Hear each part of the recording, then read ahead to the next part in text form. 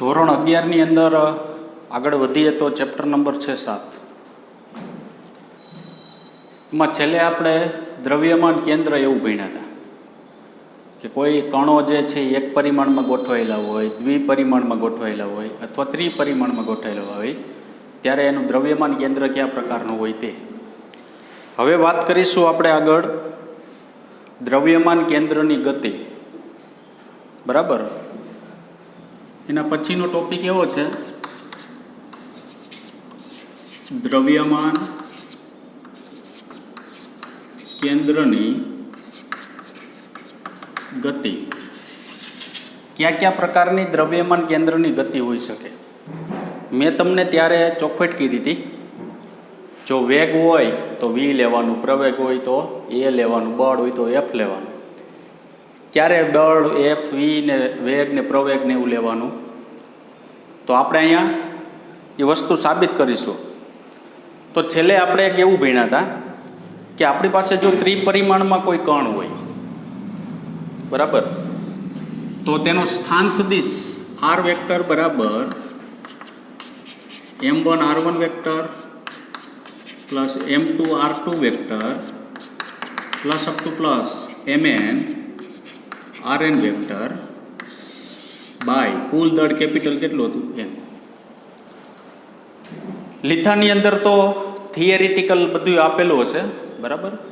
હું અહીં શોર્ટ એટલે બધી વસ્તુ નહીં લખું, પણ જેટલી અગત્યની વસ્તુ છે એટલું લખશું. ધારો કે આ સૂત્ર મેં લખ્યું તો એમાં સિગ્મા એમઆઈ આરઆઈ વેક્ટર ને એવું બધું લખેલું છે, એ તો આપને ખબર જ હોય, બરાબર. તો ધારો કે આપણી પાસે n કણોનું બનેલું એક તંત્ર છે.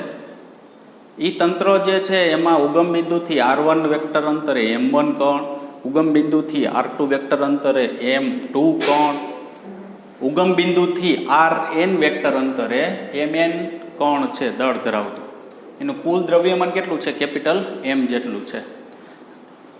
હવે આ દળને હું અહીં ગુણી દઉં એટલે આમ થાય mr વેક્ટર બરાબર m1 r1 vector plus m2 r2 vector plus up to plus mn rn vector. દળને હું ગુણી દઉં એટલે એ પ્રકારનું થશે. તો દરેક કણનું દ્રવ્યમાન સમય સાથે બદલાતું નથી તેમ સ્વીકારી સમયની સાપેક્ષે વિકલન કરતા દરેક કણનું દ્રવ્યમાન સમયની સાથે બદલાતું નથી તેમ સ્વીકારીને સમયની સાપેક્ષે વિકલન કરતા. વિધાન બરાબર સમજો. દરેક કણનું દ્રવ્યમાન સમયની સાથે બદલાતું નથી તેમ સ્વીકારીને સમયની સાપેક્ષે વિકલન કરતા. હવે એક વસ્તુ બરાબર જોજો. હું એમ કહું છું કે આ એક પદાર્થ છે, ચોક, કેલ્શિયમના અણુઓનો બનેલો છે. એટલે અણુ, પહેલા અણુ હોય ધારો કે એનું દળ m1 હોય, બીજો અણુ છે ધારો કે એનું દળ m2 હોય, ત્રીજો છે ધારો કે એનું દળ m3 હોય, એવી રીતના હોય, બરાબર. હવે શું કીધું? તો કે આ ચોક છે એને હું અહીંયા લઈ જાઉં, તે દરમિયાન અંદર રહેલો જે કણ છે એના દળમાં કંઈ ફેર પડે? ન પડે.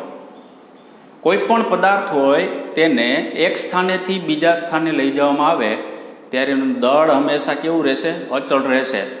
આગળ પહેલા ચેપ્ટરમાં મેં તમને કીધું હતું કે કોઈ પણ પદાર્થને એક સ્થાનેથી બીજા સ્થાને લઈ જાઓ તો એનું દળ અચળ રહેશે, ફેરફાર એના વજનમાં થાય. ખ્યાલ આવ્યો કે નહીં? શું કામે? તો કે ખાલી દળ એટલે m, વજન એટલે શું થાય? mg. દળ જે છે ને એ તો અચળ જ રહેશે બે માટે, પણ g છે ને એ અલગ અલગ સ્થળ માટે અલગ અલગ હોય. ધારો કે પૃથ્વીની સપાટી પર 9.8 મીટર પર સેકન્ડ હોય, ચંદ્ર ઉપર જાઓ તો 2.3 મીટર પર સેકન્ડ હોય, સેકન્ડ સ્ક્વેર. તો એનો મતલબ એવો કે ગુરુત્વ પ્રવેગ ફરે તો ગુરુત્વ પ્રવેગ આ જી ફરે તો આખો ગુણાકાર ફરી જાય. જુઓ તો વજન ફરે પણ દળ કેવું રહેશે? હંમેશા અચળ જ રહેશે, બરાબર. તો એક સ્થાનેથી બીજા સ્થાને તમે જાઓ તો એના દળમાં ફેરફાર થતો નથી, પરંતુ એના વજનમાં ફેરફાર થાય છે. તો અહીંયા તો તમને શબ્દ એવો વાપરી દીધો, શું? દરેક કણનું દ્રવ્યમાન એટલે M1, M2, Mn ની સમયની સાથે બદલાતું નથી તેમ સ્વીકારીને, એવું તમારે સ્વીકારી લેવાનું. ધારો કે સમયની સાપેક્ષે બદલાતું નથી એવું આપણે શું કરવાનું? સ્વીકારી લેવાનું. એટલે એનો મતલબ એવો કે સમયની સાથે બદલાતું નથી એટલે દળ બધાને કેવું રહેશે? અચળ. તેમ સ્વીકારીને સમયની સાપેક્ષે વિકલન કરતા. તો હવે વિકલન વધ્યું કોનું? આરનું વિકલન થાય સમયની સાપેક્ષે. ખ્યાલ આવ્યો કે નહીં? બરાબર. તો એ સ્ટેપ મારે લખવું હોય ને તો આવી રીતના લખાય. જુઓ, મારી પાસે દળ અચળ છે એટલે હું તો એ એમનેમ લખાય, કેપિટલ M. પણ સમયની સાપેક્ષે વિકલન પાછું કરવું હોય એટલે મારે આમ લખાય, dr વેક્ટર બાય શું લખાય? dt. અહીંયા એવું કીધું દ્રવ્યમાન કેન્દ્રની ગતિ. દ્રવ્યમાન કેન્દ્રની ગતિ. તો આ સમીકરણની અંદર તમે શું કરો? તો ગતિ એટલે વેગ મળે. તો કોઈ પણ સ્થાનાંતર હોય કે સ્થાન હોય એનું સમયની સાપેક્ષે જો વિકલન કરવામાં આવે ને તો શું પ્રાપ્ત થાય? આપણે વેગ પ્રાપ્ત થાય. એટલે અહીંયા વિકલનનો ઉપયોગ કરેલો છે. વળી પાછું તમને એમ થશે આ ડાયરેક્ટ શું કામ વિકલનનો ઉપયોગ કર્યો? ડાયરેક્ટ વિકલનનો ઉપયોગ નથી કર્યો. અહીંયા ટોપિક એવો છે દ્રવ્યમાન કેન્દ્રની ગતિ. તો અહીંયા સુધી તો આપણે હતા જ, પણ આ પદાર્થ છે ને એ કોઈ એક જગ્યાએ સ્થિર હતો. હવે પદાર્થ છે ને એ ધારો કે ગતિ કરે તો સમયની સાથે આરમાં ફેરફાર થાય કે નહીં? ઉગમ બિંદુથી અંતર લ્યો એટલે તો સમયની સાપેક્ષે આરમાં ફેરફાર થાય, પણ એનું દળ કેવું રહેશે? અચળ રહેશે. હવે અહીંયા M1 તો અહીંયા શું લખાય? dr1 vector by dt plus M2 dr2 vector by dt plus up to plus Mn drn vector by શું લખાય? dt. ખ્યાલ આવ્યો કે નહીં? બરાબર. શું લીધું? dr vector by dt, dr1 vector by dt. સમયની સાપેક્ષે વિકલન કર્યું ટૂંકમાં, કે સમય સાથે સ્થાનમાં ફેરફાર થાય છે. દળ તો કેવું કીધું? બદલાતું નથી સમય સાથે, એટલે એ અચળ બહાર કાઢી લીધું. બરાબર. ચાલો આગળ જઈએ. તો અહીંયા dr1 વેક્ટર બાય dt એને શું કહેશું આપણે? પ્રથમ કણનો વેગ.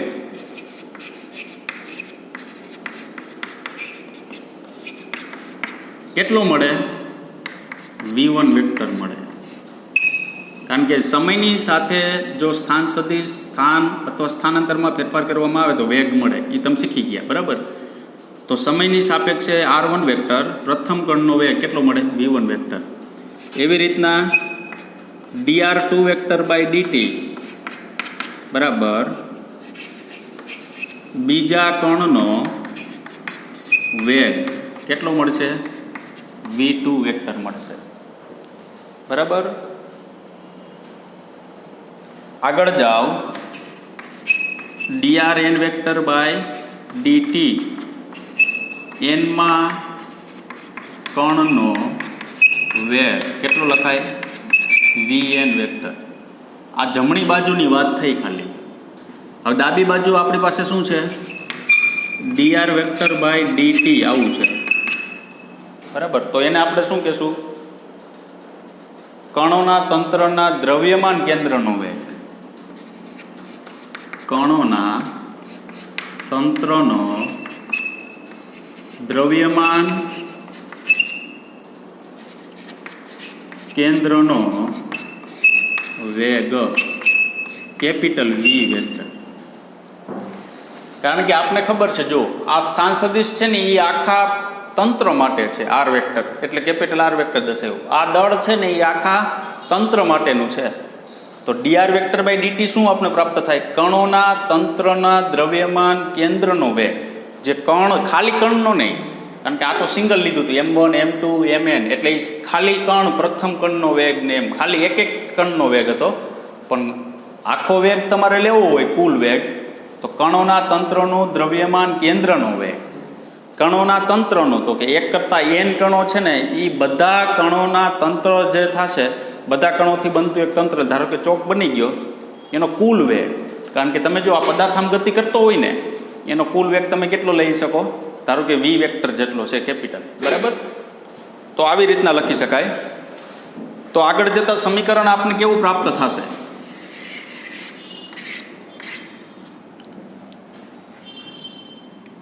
કેપિટલ એમ વી વેક્ટર, જો dr બાય dt એટલે અહીંયા આના બરાબર વી વેક્ટર લખી શકાય કેપિટલ એમ એમનો equal to m1 v1 vector plus m2 v2 vector plus up to plus mn vn vector. Okay, શું લખ્યું આપણે? આના બરાબર v1 લખાય, આના બરાબર v2 લખાય, આના બરાબર vn લખાય. ખાલી શું મૂકી આપણે એની અંદર કિંમત મૂકેલી છે, બરાબર. તો આ સમીકરણ જે છે એનું સમયની સાપેક્ષે પાછું વિકલન કરવામાં આવે. આ સમીકરણ જે છે એની સમયની સાપેક્ષે પાછું વિકલન કરવામાં આવે. આપેલ સમીકરણનું સમયની સાપેક્ષે વિકલન કરતા શું કામે? તો કે કોઈ પણ પદાર્થ જ્યારે ગતિમાં હોય ત્યારે તેની પાસે વેગ હોય એવું બની શકે, એની પાસે પ્રવેગી હોય. તો વેગમાંથી પ્રવેગ મેળવવો હોય તો પાછી તમને ખબર છે કે પાછું એકવાર વિકલન કરવાનું. કોઈ પણ સ્થાનાંતર સ્થાન કે સ્થાન સદિશ હોય તો એકવાર વિકલન કરો એટલે વેગ મળે, બીજી વાર વિકલન કરો એટલે શું મળે? પ્રવેગ મળે. તો પાછું વિકલન કરો એટલે એમ dv વેક્ટર બાય શું થાય? dt, દળ તો અચળ જ, equal to m1 dv1 vector by શું લખાય? dt plus m2 dv2 vector by dt plus up to plus mn dvn vector by શું લખી શકાય? dt. ચાલો અહીંયા પાછું લખી શકાય dv1 vector by dt equal to a1 vector બરાબર પ્રથમ કણનો પ્રવેગ. પછી પાછું લખી શકાય શું? dv2 વેક્ટર બાય dt એટલે a2 વેક્ટર બીજા કણનો પ્રવેગ. dvn vector by dt an vector એનમાં કણનો પ્રવેગ. છેલ્લે લાસ્ટમાં D capital V vector by DT એટલે પ્રવેગના અહીંયા કેપિટલ એ વેક્ટર વડે દર્શાવેલું છે, બરાબર. કુલ પ્રવેગ, કણોના તંત્રનો કુલ પ્રવેગ. તો દ્રવ્યમાન કેન્દ્રનો કુલ પ્રવેગ કણોના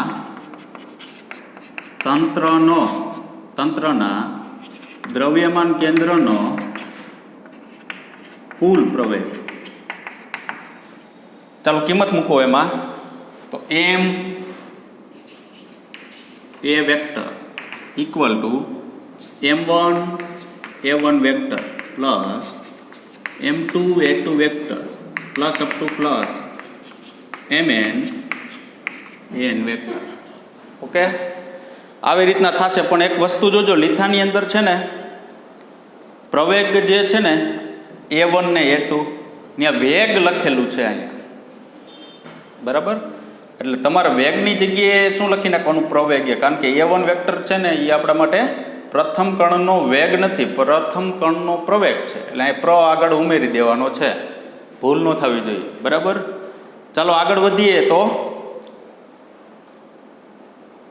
ન્યૂટનની ગતિના બીજા નિયમ પરથી ન્યૂટનની ગતિના બીજા નિયમ પરથી કંઈક નવું આવ્યું પાછું. જુઓ, f1 વેક્ટર બરાબર m1 a1 vector equal two પ્રથમ કણ પર લાગતું પરિણામી બળ. પ્રથમ કણ પર લાગતું પરિણામી બળ. એવી રીતના f2 વેક્ટર શું થાય? m2 a2 વેક્ટર બીજા કણ પર લાગતું પરિણામી બળ. એફ એન વેક્ટર શું થાય તો કે M N A N vector એનમાં કણ પર લાગતું પરિણામી બળ. ખ્યાલ આવ્યો? હવે આના બરાબર શું લખી શકાય જોવો જી, તો છેલ્લું એક રિઝલ્ટ મળ્યું આપને આવું. એમ એ વેક્ટર ઇક્વલ ટુ આના બરાબર શું લખાય? F1 વેક્ટર પ્લસ શું લખાય? F2 vector plus up to plus શું લખાય? Fn vector. હવે તમને એમ થાય આ લાંબુ લાંબુ આવું શું કર્યું, પણ એક વસ્તુ સમજજો ખાસ. મેં તમને આગળ એક સૂચના આપી હતી. સૂચના એવી આપી હતી, જો પ્રવેગ હોય બરાબર તો A1 A2 A3 એમ ઉપયોગ કરવાનો, વેગ હોય તો એ રીતના ઉપયોગ કરવાનો. જોવો જી, કોઈ પણ એમ કહે કે દ્રવ્યમાન કેન્દ્રનો વેગ મેળવો તો આ વી વેક્ટરને કરતા કરો તો M1 V1 vector plus M2 V2 vector plus up to plus Mn Vn vector છેદમાં કેપિટલ M થશે. એવું કે નહીં? બરાબર. પ્રવેગ મેળવાનું કે તો પ્રવેગને કરતા કરો તો M1 A1 vector plus up to plus Mn An vector by capital M. તો હું આ ખાલી નોંધ સ્વરૂપે પહેલાં લખું છું, પછી ચેકી નાખીશ. પહેલાં સૌપ્રથમ આપણી પાસે સ્થાન આવ્યું, તો સ્થાન એટલે x બરાબર આવું લખાય M1 x1 M2 x2 plus up to plus Mn xn છેદમાં M1 plus M2 plus up to plus Mn એટલે કેપિટલ M. તો કોઈ જગ્યાએ સ્થાન મેળવવાનું કહે તો આવા સૂત્રનો ઉપયોગ કરવાનો. કોઈ જગ્યાએ તમને એમ કે સ્થાન સદિશ મેળવો તો આર વેક્ટર બરાબર આ કેપિટલ આર વેક્ટર લીધેલું છે, આ મેં સ્મોલ લીધું. M1 R1 vector plus M2 R2 vector plus up to plus Mn Rn vector by capital M. રકમમાં ચોખ્ખોટ જ હશે, સ્થાન છે, સ્થાન સદિશ છે, વેગ છે કે પ્રવેગ છે. બરાબર. હવે કોઈ જગ્યાએ એમ કે તમને વેગ મેળવો તો V વેક્ટર બરાબર M1 V1 vector M2 V2 vector plus up to plus Mn Vn vector by capital M. આ સૂત્ર થયું જો કેપિટલ M છેદમાં વહી ગયું. કોઈ જગ્યાએ એમ કે પ્રવેગ મેળવો તો અહીંયા કેપિટલ A છે પણ અહીં મેં સ્મોલ a લીધેલું છે. M1 A1 vector M2 A2 vector plus up to plus Mn An vector by capital M. ખ્યાલ આવ્યો કે નહીં? બરાબર. તો કોઈ જગ્યાએ તમને એવું પૂછે કે x સ્થાન માટે, આર માટે, વી માટે અને એ માટે, તો તમારે કાંઈ નથી કરવાનું, કે બુદ્ધિ લગાડવાની જ નથી. સ્થાન હોય તો x1 x2 કહી દેવાનું, સ્થાન સદિશ R1 વેક્ટર R2 કહી દેવાનું, વી હોય તો V1 V2, પ્રવેગ હોય તો A1 A2 ને એવું કહી દેવાનું. બરાબર. તો આ જે છે ને નોંધ સ્વરૂપે તમે ક્યાંક લખી નાખજો, કારણ કે આપણે છે ને આગળ જતાં કોઈ પણ પ્રકારનો એમાં પ્રોબ્લેમ ન ઊભો થાય એટલા માટે. ખ્યાલ આવ્યો કે નહીં? બરાબર. હવે આ ચેકી નાખું છું. હવે આગળ વધીએ. આગળ વધવાની અંદર શું છે?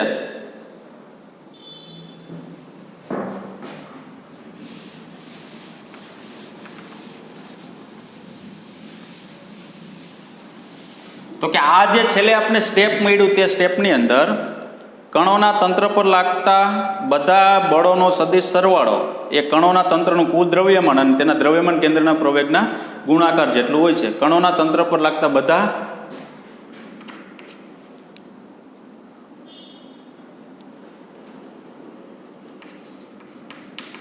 કણોના તંત્ર પર લાગતા બધા જ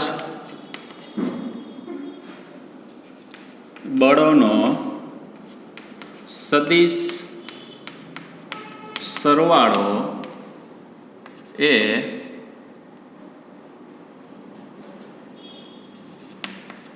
કણોના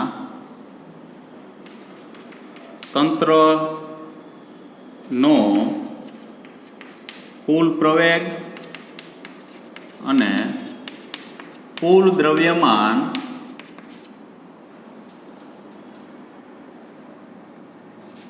ના ગુણાકાર જેટલું હોય છે.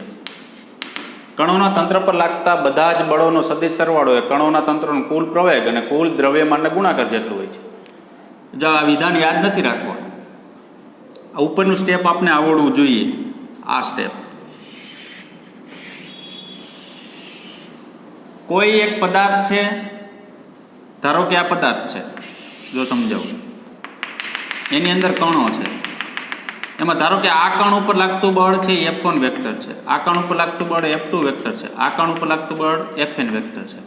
શું કીધું? તો કણોના તંત્ર પર લાગતા બધા જ બળોનો સદિશ સરવાળો.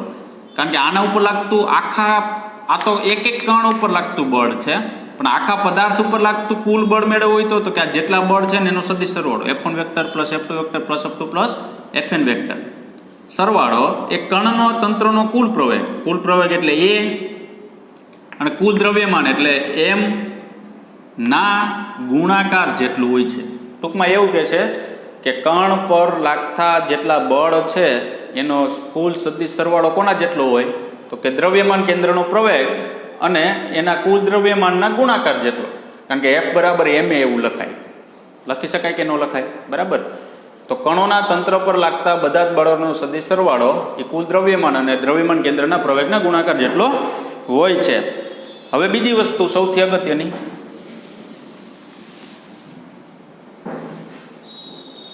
કોઈ પણ તંત્ર હોય તેના ઉપર બે પ્રકારના બળ લાગે. પહેલું બળ છે આંતરિક બળ અને બીજું બળ છે બાહ્ય બળ. તો કુલ બળ તરીકે કોણ કોણ કામ કરતું હોય? તો કે આંતરિક બળ એ લાગતું હોય અને બાહ્ય બળ. આંતરિક બળ એટલે શું? તો કે કોઈ પદાર્થ છે, ધારો કે આ પદાર્થ, એની અંદર રહેલા કણો જે છે ને એ એકબીજા ઉપર બળ લગાડતા હોય તે. અને બાહ્ય બળ એટલે તમે જે બહારથી એના ઉપર બળ લગાડો તે. આ ચોક છે તો એની અંદર રહેલા જે કણ છે એ આજુબાજુમાં એકબીજા ઉપર બળ લગાડતા હોય, એ આંતરિક બળ. બાહ્ય બળ એટલે તમે એને ધક્કો મારો ને એના માટે શું થયું? બાહ્ય બળ. તો ખરેખર કુલ બળ તરીકે કોણ કોણ હોય? તો આપણે એવું કહેવાય કે આપણી પાસે ma વેક્ટર તો છે જ, બરાબર. તો F vector external plus F vector internal. કણોના તંત્ર ઉપર લાગતું, આપણે એવું કીધું ને બધા કણો ઉપર લાગતું કુલ બળ. પણ કુલ બળ તરીકે કોણ કોણ કામ કરે? તો કે આંતરિક બળ એ કામ કરે અને બાહ્ય બળ એ કામ કરે. તો આંતરિક બળ જે છે એ ઇન્ટરનલ અને બાહ્ય બળ છે એ એક્સટર્નલ ફોર્સ. એક્સટર્નલ એટલે બાહ્ય અને ઇન્ટરનલ એટલે અંદર. તો આ બે બળથી એના ઉપર લાગતું કુલ બળ થાય, બરાબર. પણ એક વસ્તુ વિચારવાની એ છે, અંદર રહેલા એના અણુઓ છે એ એકબીજા ઉપર ન્યૂટનના ગતિના ત્રીજા નિયમ ઉપર બળ લગાડતા તો હોય પણ સમાન મૂલ્યના અને પરસ્પર કેવા લગાડે? વિરુદ્ધ દિશામાં લગાડે. એટલે એના ઉપર લાગતું પરિણામી બળ શું થાય? શૂન્ય થાય. પણ કયું પરિણામી બળ શૂન્ય થાય? આંતરિક પરિણામી બળ શૂન્ય થાય. તો એનો મતલબ એવો કે આ સ્ટેપની અંદર F વેક્ટર ઇન્ટરનલ જે છે ને એ કેવું થશે? શૂન્ય થશે. તો છેલ્લે તમને લાસ્ટની અંદર મળશે શું? તો કે ma વેક્ટર બરાબર F એક્સટર્નલ. તો કુલ બળ તરીકે કામ ફક્ત કરશે કોણ? બાહ્ય બળ જ કરશે, આંતરિક બળ કરશે નહીં. એટલે આવું સ્ટેપ ડાયરેક્ટ એમાં લખેલું છે, જોજો, બરાબર. શું કામે ન કરે? તો કે ન્યૂટનની ગતિના ત્રીજા નિયમ અનુસાર દરેક કણ છે એ એકબીજા ઉપર સમાન મૂલ્યના પરસ્પર વિરુદ્ધ દિશામાં બળ લગાડતા હોય. તો સમાન મૂલ્યના પરસ્પર વિરુદ્ધ દિશામાં બળ લગાડતા હોય તો એનું પરિણામી બળ 0 થાય. તો આંતરિક એટલે અંદરની સાઈડ જ કણો રહેલા હોય છે, તો અંદર જે બળ તો લાગે જ છે પણ એકબીજાનું બળની અસર નાબૂદ કરી નાખે, એટલે ઇન્ટરનલ ફોર્સ 0. તો હવે પદાર્થ ઉપર કયું બળ અસર કરશે? ફક્ત બાહ્ય બળ જ અસર કરે. સિમ્પલ. ધારો કે આ પદાર્થ આમ સ્થિર છે, આને તમે 2 વર્ષ આમનામ રાખો ને તો એમનેમ જ રહે. શું કામે? અંદર ભલે કણો એકાબીજા ઉપર બળ લગાડતા હોય પણ એનું પરિણામી બળ શૂન્ય મળે છે ને એટલે એ સ્થિર રહે છે. પણ કોક આને બહારથી ધક્કો મારી જાય તો એ એક જગ્યાએથી ક્યાં વયો જશે? એ બીજી જગ્યાએ વયો જશે. તો એના ઉપર ફક્ત અસર કરતું બળ કયું છે? આંતરિક બળ, બાહ્ય બળ છે, એક્સટર્નલ ફોર્સ છે. ઇન્ટરનલ ફોર્સ શું થઈ જાય? 0 થઈ જાય. આ સમજો બરાબર. ઓકે, આગળ વધીએ. F વેક્ટર એ કણોના તંત્ર પર લાગતા બધા જ બાહ્ય બળનો સદિશ સરવાળો છે. તો આ F વેક્ટર જે તમને મળશે ને F1, F2 ને F3, એ બળ જે છે ને એ આંતરિક નહીં મળે, એ ફક્ત કોનો સરવાળો છે? બાહ્ય બળનો જ કુલ સરવાળો છે. એટલે આ એક જ બળ કામ કરશે. આગળ આપેલું છે તંત્રનું દ્રવ્યમાન કેન્દ્ર એ રીતે ગતિ કરે કે જાણે કે તેનું સમગ્ર દ્રવ્યમાન તેના કેન્દ્ર પર સંકેન્દ્રિત હોય તથા બાહ્ય બળો બધા જ બાહ્ય બળો તેના ઉપર લાગતા હોય. ટૂંકમાં આ ચોક છે ને એ તંત્ર થયું, એ એવી રીતના ગતિ કરશે કે આંતરિક બળ તો 0 જ હોય, બરાબર. એનું સમગ્ર દળ છે એના કેન્દ્ર ઉપર તો કેન્દ્રિત થયેલું જ હોય. તે રીતના એ એક જગ્યાએથી બીજી જગ્યાએ શું કરશે? ગતિ કરશે. અને એના ઉપર અસર કઈ બળની થશે? બાહ્ય બળની થશે. આગળ શું કીધું? કોઈ પણ તંત્ર અને તેના પ્રત્યેક કણોની ગતિ ગમે તેવી હોય તો પણ દ્રવ્યમાન કેન્દ્ર આ મુજબ જ ગતિ કરશે. ધારો કે આમ સીધું તમે ગતિ કરાવો, બરાબર, તો એ આ મુજબ ગતિ કરશે બાહ્ય બળ દ્વારા. આમ ગતિ કરાવો તો એ બાહ્ય બળ દ્વારા જ ગતિ કરશે. આમ ગતિ કરાવો તો એ બાહ્ય બળ દ્વારા જ શું કરશે? ગતિ કરશે. આ દ્રઢ પદાર્થની સ્થાનાંતરિત ગતિ તે જ્યારે ચાક ગતિ પણ કરતો હોય ત્યારે પણ અલગ પાડી શકાય છે. આ જે છે દ્રઢ પદાર્થ, ધારો કે આપણે દ્રઢ પદાર્થ જે લીધેલો છે, છેલ્લી લીટી એવું છે, આથી જ દ્રઢ પદાર્થની સ્થાનાંતરિત ગતિને જ ચાક ગતિ કરતાં અલગ પાડી શકાય. જો એમાં સ્થાનાંતરિત ગતિ અને ચાક ગતિ અલગ છે, કારણ કે ચાક ગતિ કરે ને ત્યારે એના વેગ અલગ અલગ હોય, અલગ અલગ સ્થાને, બરાબર. પણ સ્થાનાંતરિત ગતિ કરે ત્યારે બધા માટે વેગ કેવા રહેશે? અચળ રહેશે. આવી રીતના જ અલગ પાડી શકાય છે એવું કહી શકાય. શું કામે? તો કે એવું બને કે સ્થાનાંતરિત ગતિ કરવા માટે તમારે બાહ્ય બળ લગાડવું પડે, ચાક ગતિ કરવા માટે ન પણ લગાડવું પડે. શું કામ? તો કે નળાકાર હોય આ, એનું આમ ઢાળ ઉપર મૂકી દો તો એ આમ ફરતો વયો જાય, બરાબર.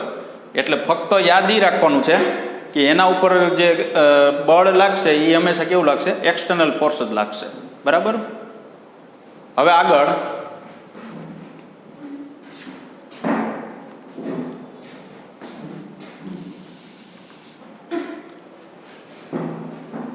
કણોના તંત્રનું રેખીય વેગમાન.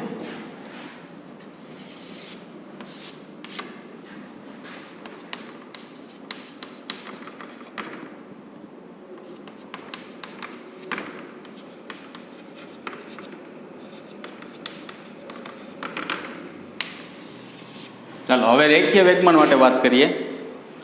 1 minute.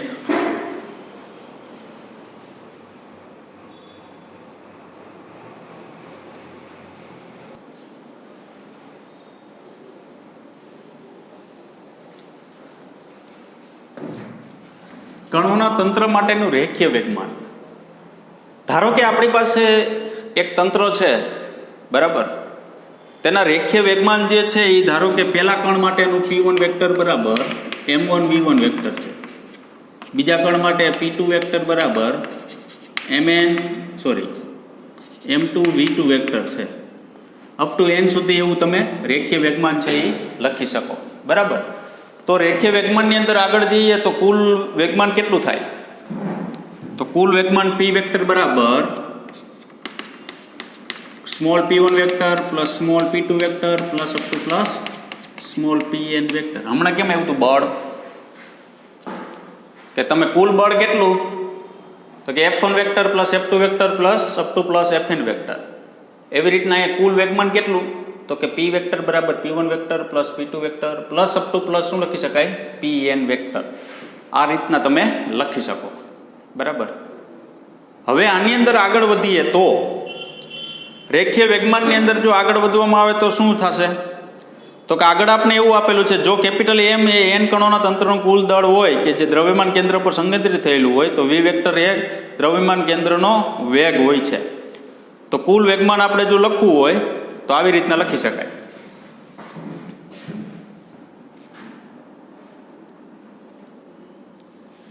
Capital M capital V vector p1 vector p2 vector plus up to plus pn vector. p બરાબર mv એવું લખી શકાય. અહીંયા આગળ આપણે એક સૂત્ર આવ્યું હતું યલો કલરમાં, એમાં ડાયરેક્ટ પ્રવેગ લખી શકાય. તો આપણે એ સૂત્ર શું પ્રાપ્ત થશે? જો p વેક્ટર બરાબર mv વેક્ટર, ટૂંકમાં f બરાબર ma, f બરાબર શું? ma. અહીંયા p વેક્ટર બરાબર શું લખી શકાય? mv વેક્ટર એવું તમે લખી શકો. તો અહીંયા શું કહી શકાય? કણોના તંત્રનું કુલ રેખીય વેગમાન એ તંત્રના કુલ દ્રવ્યમાન અને તેના દ્રવ્યમાન કેન્દ્રના વેગના ગુણાકાર જેટલું હોય છે. કણોના તંત્રનું કુલ રેખીય વેગમાન એ કણોના તંત્રનું કુલ દળ અને દ્રવ્યમાન કેન્દ્રના વેગના ગુણાકાર જેટલું હોય છે. ટૂંકમાં એવું કહે છે કે કુલ વેગમાન એ કોના જેટલું હોય છે? તો કે કુલ દળ અને જે તંત્ર છે ને કુલ વેગના ગુણાકાર જેટલું. અહીં કુલ બળ કોના જેટલું કીધું હતું? તો કે એનું પદાર્થના તંત્રનું કુલ દળ અને એ પદાર્થના દ્રવ્યમાન કેન્દ્રના વેગના ગુણાકાર જેટલું. અહીંયા એમ એ વેક્ટર આવે એટલે બળ થાય, અહીં એમ બી વેક્ટર આવે એટલે શું થાય? વેગમાન થાય. બરાબર. તો કણોના તંત્રનું વેગમાન એટલે શું? તો કે જો પી આપેલું હોય તો P1 plus P2 plus up two Pn. બળ આપેલું તો F1 plus F2 plus up two Fn. બરાબર. આવી રીતના આગળ જવાનું છે. હવે આગળ આપણી પાસે એમ એ વેક્ટર બરાબર એફ એક્સટર્નલ એવું મળી ગયું. બરાબર. અહીંયા ડીપી વેક્ટર બરાબર એમ બી વેક્ટર એવું થયું. હવે આ બેનું કોમ્બિનેશન કરીએ આપણે. જુઓ, આ બેનું શું કરીએ આપણે? કોમ્બિનેશન કરીએ. કેવી રીતના કોમ્બિનેશન થાય? તો જોવો જી, બરાબર જોજો ખાસ. તો કે ઈ કોમ્બિનેશન જો આવી રીતના થાય, આ પી વેક્ટર એમનો M B vector M B vector એમનો equal to M DV vector by DT equal to F vector external.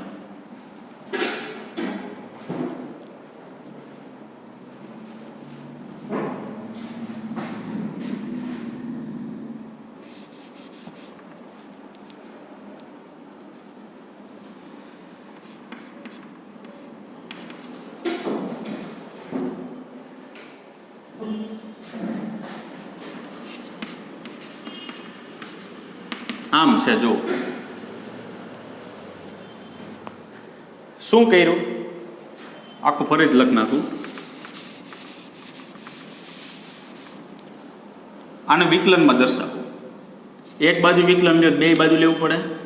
DP by DT M DV by DT equal to M capital A vector equal to F vector external. જો જી વિચારો તો બધા equal to એકા બીજું લખી શકાય? બધાય બરાબર કાંઈ એકા બીજું લખી શકાય? વિચારો. ચાલો તમે કોઈ પણ બે પસંદ કરો.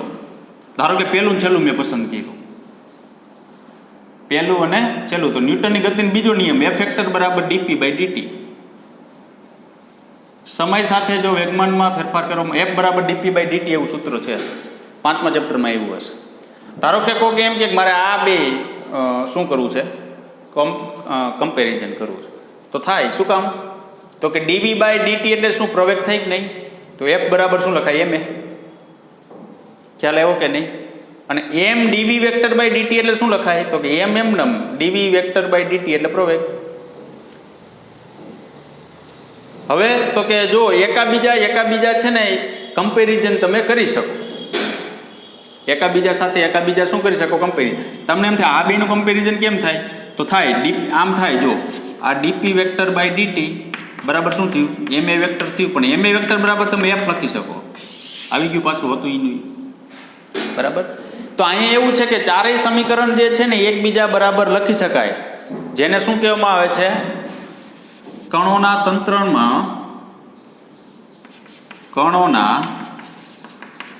તંત્ર માટે ન્યૂટનની ગતિનો બીજો નિયમ.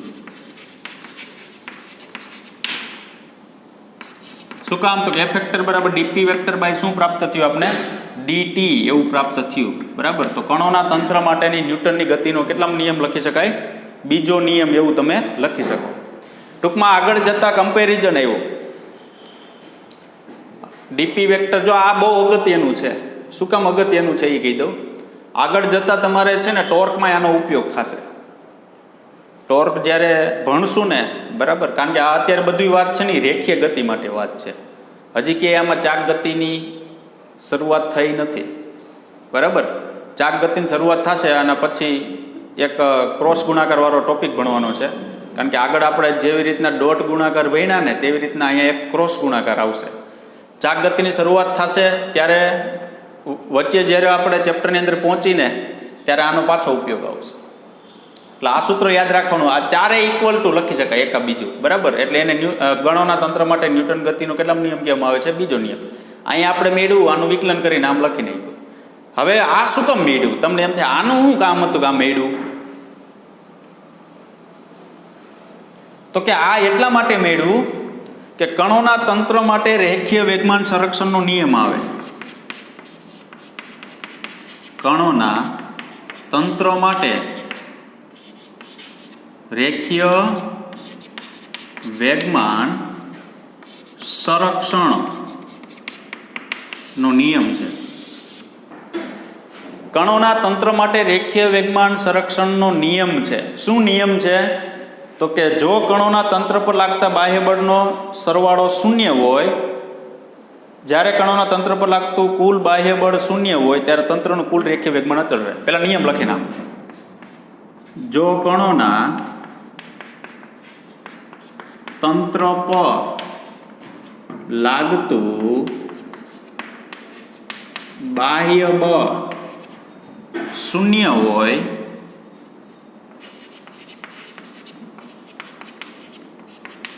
ત્યારે, જો કણોના તંત્ર પર લાગતું બાહ્ય બળ શૂન્ય હોય ત્યારે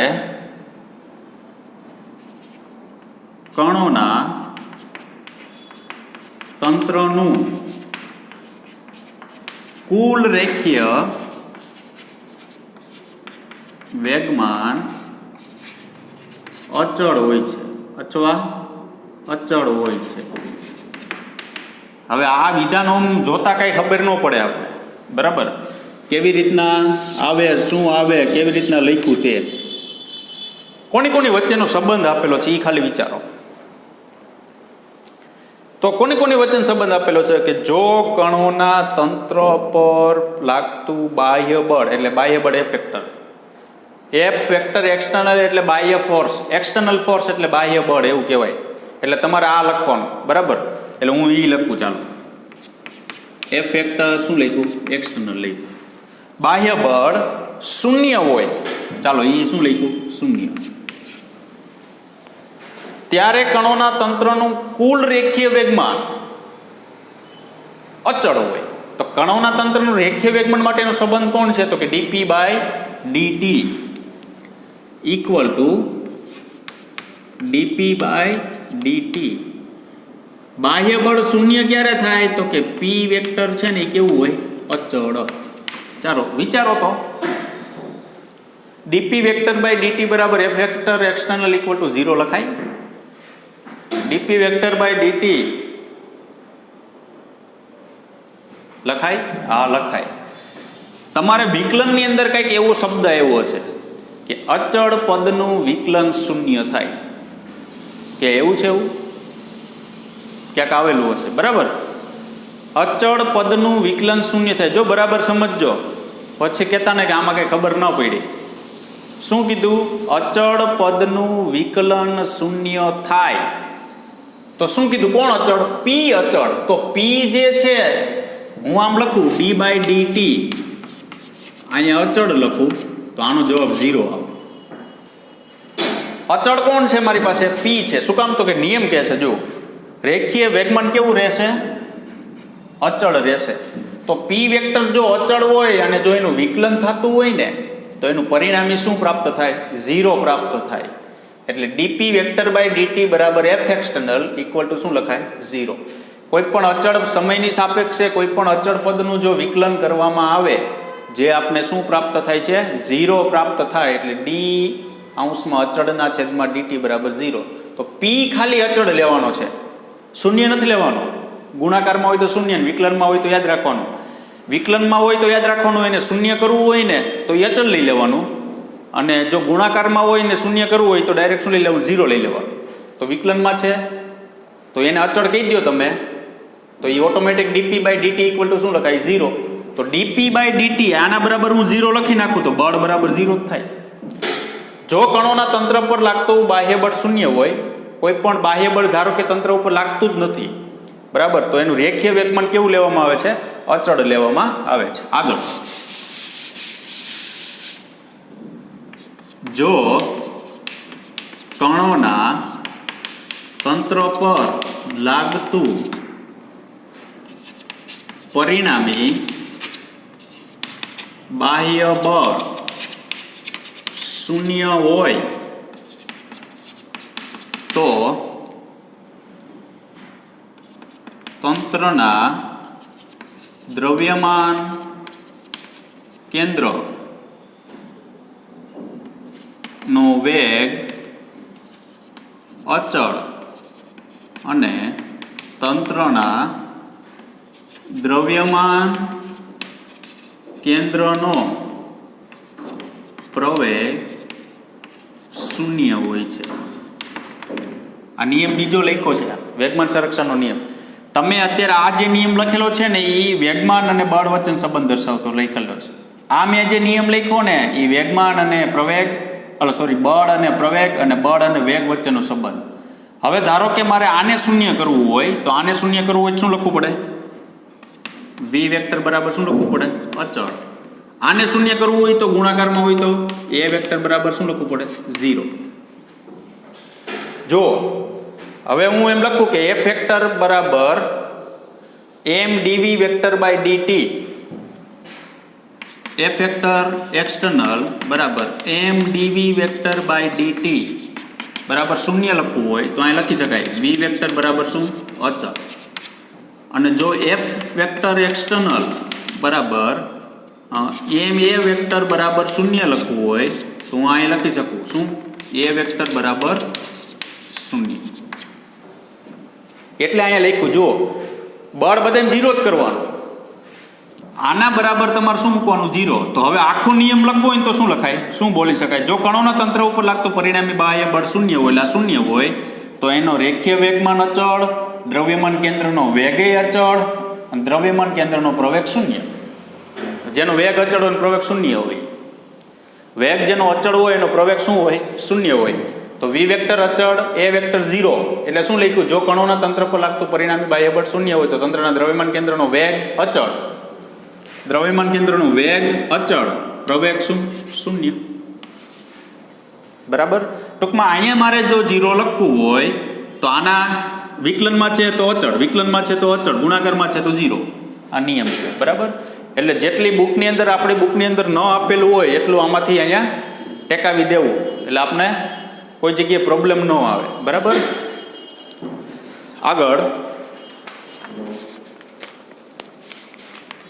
આંતરિક બળો એટલે કે કણો દ્વારા એકબીજા ઉપર લાગતા બળોના કારણે દરેક કણોનું ગતિપથ જટિલ હોય છે.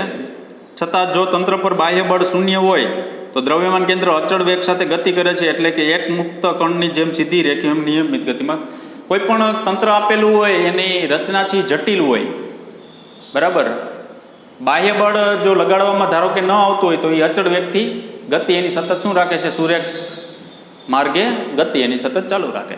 હવે એક વસ્તુ આપેલી છે, નોંધ આપેલી છે. જુઓ, દ્રવ્યમાન કેન્દ્રની ગતિના ઉદાહરણ 1, 2 અને 3 એવું આપેલું છે 7.5 સુધી. એ ત્રણેય ઉદાહરણ છે ને એ ખાલી તમારે વાંચવાના છે. બરાબર. એનું હોમવર્ક કંઈ કરવાનું નથી, એ તમારે ટાઈમ હોય તો જ વાંચવાના છે, અને ન વાંચો ને તો પણ ચાલશે. ખ્યાલ આવ્યો કે નહીં? બરાબર. કારણ કે ક્યાંય ઉપયોગી નથી અને એ સમજવા માટે આપણે 12મું ધોરણ પહેલાં ભણવું પડે એવું છે અમુક વસ્તુ. એટલે એ ખાલી શું કરી નાખવાના? એકવાર વાંચી નાખવાના. મગજ ખુલ્લું રાખીને બંધ કરીને વાંચવા હોય તો વાંચવાનું. એ ટાઈમ હોય તમને એમ થાય કંટાળો આવે છે તો જ વાંચવાના. બરાબર. તો અહીંયા સુધી આપણે રાખીશું. હવે આગળનો ટોપિક જે છે એ આપણે 7.5 થી શરૂઆત કરશું. એટલે જ મેં આગળની નોંધ એવું લખી નાખ્યું કે નોંધ એટલે તો કે ખાલી વાંચવા પૂરતું જ છે. બરાબર. એ કે જરૂરી છે નહીં. તો અહીંયા સુધી આપણે રાખીશું. Thank you very much.